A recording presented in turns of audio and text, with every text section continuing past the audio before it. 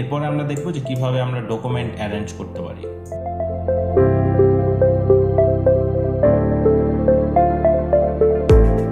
Hello, আসসালামু আলাইকুম। আমি রাকিব হাসান অন্তু।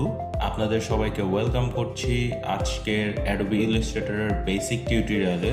ডকুমেন্ট অ্যারেঞ্জ করার জন্য মূলত আমরা যে কাজটি করতে পারি, ফাইল থেকে আমরা যদি নিউ একটা ডকুমেন্ট নেই এবং আরেকটা ডকুমেন্ট যদি আমরা নেই, এখন আমরা দেখতে পাচ্ছি এখানে তিনটা ডকুমেন্ট চলে আসছে।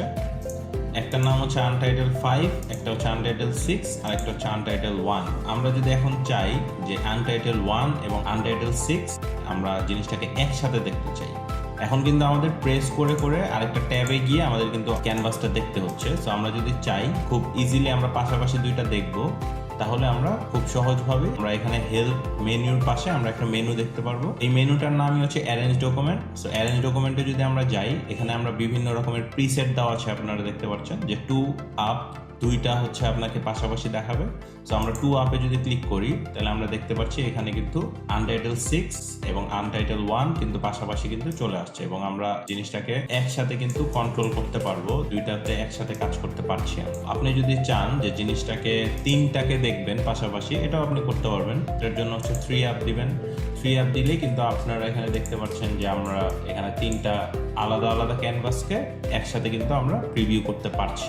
এটা আপনি কাজের সুবিধার্থে পাশাপাশি রেখে নিতে পারেন। আপনি যদি জিনিসটাকে কাস্টমাইজ করতে চান বা জিনিসটাকে যদি সরাতে চান, এটাও আপনি করতে পারেন। আমরা যদি এখানে আনটাইটেল 5-এ ক্লিক করে ড্র্যাগ করে ধরে আমরা যদি এটাকে আনটাইটেল 1-এর কাছে এনে যদি আমরা ছেড়ে দিই, তাহলে আমরা দেখতে পারলাম যে দুইটা একটা গ্রুপ হয়ে গেল এবং এটা আলাদা। এইভাবে আমরা কিন্তু যে কোনো ক্যানভাসকে আমাদের কমফোর্ট অনুযায়ী আমরা কিন্তু পাশাপাশি চেঞ্জ করতে পারি বা পাশাপাশি রাখতে পারি। এই ফ্লেক্সিবিলিটিটা আমরা আসলে পাচ্ছি আমাদের অ্যারেঞ্জ ডকুমেন্টস দ্বারা।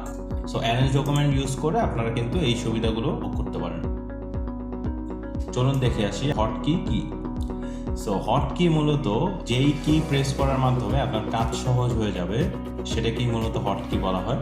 যেমন কথার কথা, যারা এক্সপার্ট বা যারা অনেক দিন ধরে কাজ করছে অ্যাডোবি ইলাস্ট্রেটরে বা যে কোনো সফটওয়্যারেই, আপনারা দেখে থাকবেন কিবোর্ডের কোনো কি প্রেস করার মাধ্যমে কোনো কাজকে কিন্তু খুব সহজভাবেই আমরা করতে পারি। যেমন কথার কথা, আমরা যদি কিবোর্ড থেকে Ctrl+N প্রেস করি, তাহলে কিন্তু আমরা একটি নতুন ডকুমেন্টের জন্য আবেদন করতে পারছি।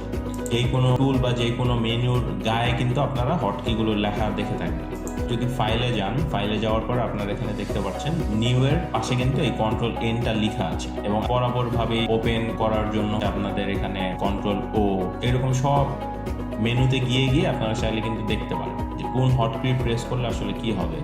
এবং সিলেকশন টুলের গায়ে যদি ধরি মাউসটা, আমি জাস্ট কোনো কিছু ক্লিক করছি না, জাস্ট যদি নিয়ে যাই মাউসটা, তাহলে আমরা দেখতে পাচ্ছি যে সিলেকশন টুল ভি লেখা ব্র্যাকেটে।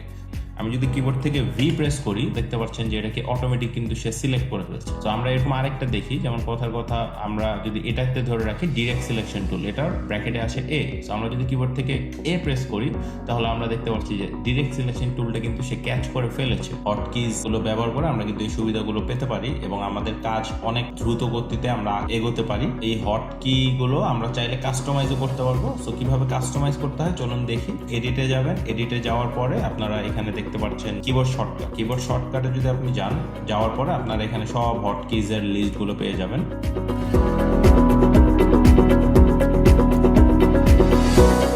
এই হটকিগুলো কিন্তু আপনি চাইলে চেঞ্জও করতে পারেন। আপনি যদি এটাতে প্রেস করেন, প্রেস করার পরে আপনি এখানে শর্টকাট কিন্তু আপনি আপনার নিজের মতো আপনি প্রেস করে আপনি কিন্তু এখানে দিতে পারেন।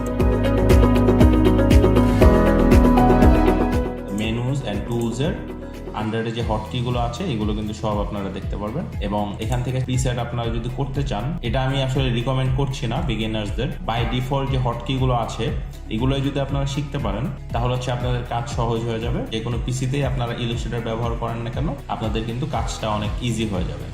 তো আশা করি আপনাদের বুঝাতে পেরেছি যে হটকিজ আসলে কি এবং এটা কিভাবে ক্রিয়েট করা যায়। আজকের টিউটোরিয়াল আসলে এই পর্যন্তই ছিল। আশা করি আপনারা সবাই ভালো থাকবেন, সুস্থ থাকবেন। যারা এখনো আমার চ্যানেলটি সাবস্ক্রাইব করেননি, প্লিজ আমার চ্যানেলটি সাবস্ক্রাইব করবেন এবং নোটিফিকেশন বেলটি প্রেস করে রাখুন, যাতে পরবর্তী কোনো ভিডিও আসার সাথে সাথে আপনি নোটিফিকেশন পান। Thank you so much.